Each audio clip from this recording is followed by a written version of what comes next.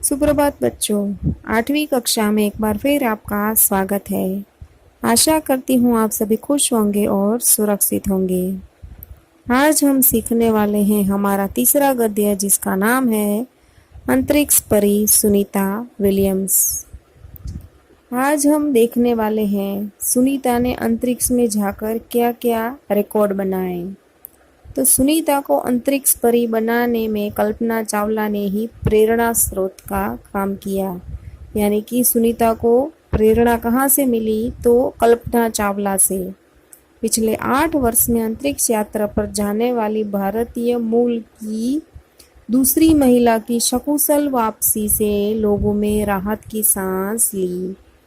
अपनी वापसी के समय उन्होंने कहा था कि नासा के अभिमान में कल्पना के साथ काम करना बेहद सुखद अनुभव था। हम दोनों की रुचि काफ़ी अलग थी, लेकिन भारतीय होना हमें एक सूत्र में पिरोता था। दोनों को भारतीय संगीत से बेहद लगाव था। कल्पना ने मुझे काफ़ी कुछ सीखने को, यानी कि कल्पना चावला से सुनीता विलियम्स काफ़ी कुछ सीखी थी। जून 1998 में सुनीता को नासा के लिए चयनित यानी कि नियुक्त किया गया।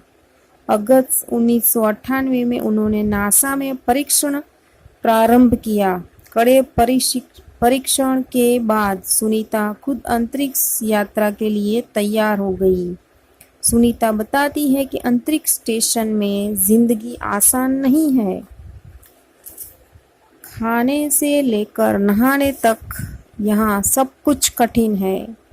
लौटने में मुश्किल होती है। आरंभ में चलने फिरने में भी दिक्कत होती है। हड्डियाँ कमज़ोर हो जाती हैं। दिमाग तैयार होने में समय लगता है। सुनीता ने खुद को अंतरिक्ष परीक्षण से लेकर वहाँ की जो बातें होती हैं उसके लिए मन से वो तैयार हुई। यानी कि उन्होंने शारीरिक और मन से दोनों से वो तैयार हुई। वैज्ञानिक तकनीकी भरे व्याख्यान, रूस में रहकर अंतरिक्ष कार्यक्रम तथा उनके यान आदि के बारे में जानकारी प्राप्त की। उनके गोताखोरी में अनुभव होने वाले भारहीनता से स्पेस वॉक प्रशिक्षण में सहायता प्रदान की। अंतरिक्ष यात्रा के संदर्भ में बहुत सी वैज्ञानिक जानकारियाँ और मुश्किलों के बारे में जाना। वे अंतरिक्ष के संभावित खतरों से खेलने के लिए पूर्णतः तैयार हो चुकी थी। सुनीता पूरी तैयारी के लिए 9 दिन पानी के अंदर भी रही। यानी कि 9 दिन पानी के अंदर। हम 1 घंटा भी रहने का सोचे तो नहीं हो पाता है।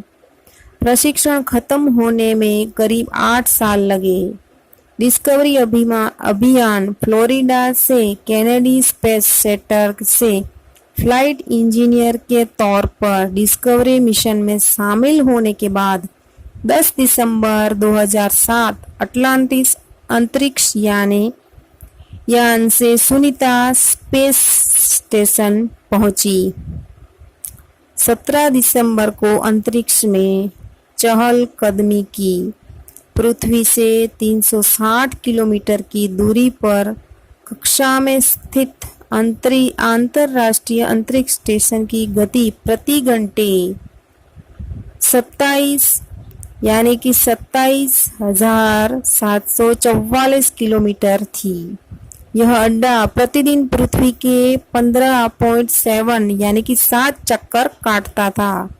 अर्थात सुनीता ने पृथ्वी के 1967 चक्कर अपने अंतरिक्ष प्रवास में लगाए।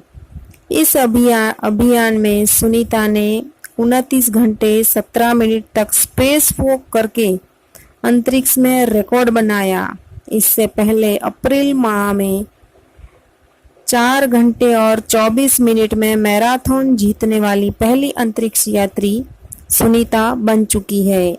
अंतरिक्ष के बोस्टन मैराथन में 4.5 घंटे में 42 किलोमीटर का सफर काटने वाली प्रथम अंतरिक्ष यात्री सुनीता ने अंतरिक्ष में 188 दिन और 4 घंटे के शैनॉन ल्यूसिक का रिकॉर्ड तोड़ा। सुनीता विलियम्स का 6 महीने तक का अनुभव है कि यहाँ व्यायाम करना यानी कि कसरत करना बहुत आवश्यक है ताकि मांसपेशियों और हड्डियों में शक्ति बनी रहे।